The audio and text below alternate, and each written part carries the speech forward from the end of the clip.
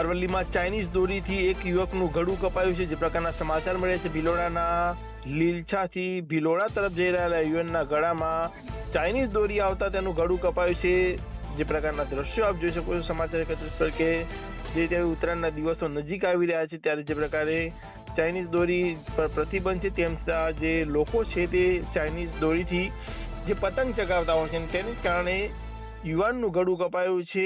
16 વર્ષીય યુવાનનું જે ગળું કપાતા તેની સારવારથી હોસ્પિટલમાં ખસેડવામાં આવ્યો છે. નીરવ પ્રજાપતિ વધુ વિગત આપી રહ્યા છે. નીરવ, યુવકનું ગળું કપાયું છે, શું છે સમગ્ર વિગત? ચોક્કસ જે પ્રમાણે હવે ઉત્તરાયણના ગણતરીના દિવસો બાકી રહ્યા છે ત્યારે વાત કરવામાં આવે તો જે પ્રકારે ચાઇનીઝ દોરી પર સરકાર દ્વારા પ્રતિબંધ મૂકવામાં આવે છે ત્યાં તો પણ છતાં હજુ પણ જે ખાનગી રાય છે ચાઇનીઝ દોરીનું વેચાણ થઈ રહ્યું છે અને ક્યાંક ને ક્યાંક તેના કારણે લોકોનું ગળું કપાવાથી મળે અનેક પ્રકારનું નુકસાન ભોગવી રહેવું પડે છે. ત્યારે બિરોડામાં વાત કરવામાં આવે તો 16 વર્ષના છોકરાને ગઈકાલે ગળાના ભાગે દોરી આવી જતા ક્યાંક ને ક્યાંક તેને 5 થી વધુ ટાંકા લેવા પડી રહ્યા છે.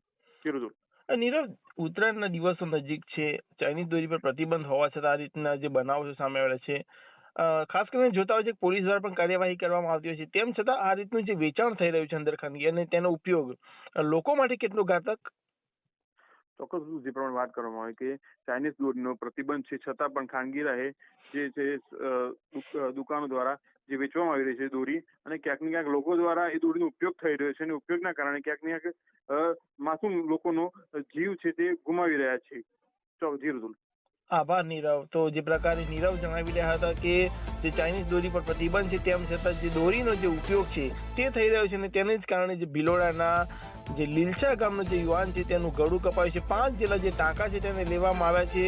ઉત્તરાયણના દિવસો નજીક છે ત્યારે આ રીતની જે ચાઇનીઝ દોરી પર જે ઉપયોગ થઈ રહ્યો છે, પ્રતિબંધ હોવા છતાં આ રીતની જે લોકો હરકત કરી રહ્યા છે તેને લઈને જે 2 વ્હીલરના જે ચાલકો છે તેમનો હાલ જીવ છે તે જોખમમાં મુકાય તે પ્રકારની જે પરિસ્થિતિ છે આખી તે નિર્માણ થઈ રહી છે.